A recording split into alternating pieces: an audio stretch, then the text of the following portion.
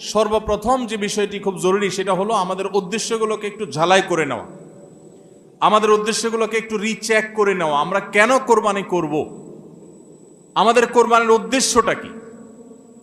যদি শুধুমাত্র আল্লাহর সন্তুষ্টি উদ্দেশ্য হয় আর সে উদ্দেশ্যে আমি কোরবানি করি, গোশত আমার মুখ্য না, তাহলে সেক্ষেত্রে একটা গরু আমি যে দামে কিনেছি বাজার দর তার চাইতে আরো অনেক কম, তাহলে আমার আফসুস হওয়ার কথা না।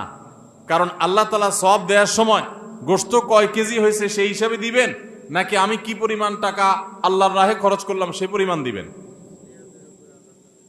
আমার খরচ করা টাকা আল্লাহর উদ্দেশ্যে যদি এটা নিয়োগ করে থাকে, তাহলে 1,00,000 টাকার গরু আপনি কোরবানি দিচ্ছেন, নিয়ত যদি সহি হয়, বিশুদ্ধ হয়, দুনিয়াবি কোনো ধান্দা যদি না থাকে, তাহলে আল্লাহ তাআলা সওয়াব কি 1,00,000 টাকার দিবেন, নাকি ওই গরুটার দাম বাজারে 80,000, আপনি কিনছেন 1,00,000, তাহলে আল্লাহ বলবেন না তুমি কেন বেশি দিয়ে কিনছো, ওইটার দায়িত্ব তোমার, আমি 80,000 সওয়াব দেব? এমন হবে?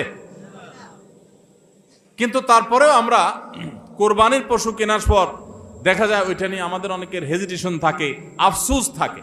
হ্যাঁ, সন্দেহাতীত ভাবে আপনি মার্কেটে যে গরুর বাজারে যে মূলামূলি করে উপযুক্ত ন্যায্য মূল্যে আপনি কিনবেন, অতিরিক্ত দাম কোনো যৌক্তিক কারণ ছাড়া আপনি কসাইকে বা গরু বিক্রেতাকে কেন দিবেন? সেটা দেওয়ার কোনো যুক্তি নাই। আপনি অবশ্যই মূলামূলি করে ন্যায্য মূল্যে কেনার চেষ্টা করবেন।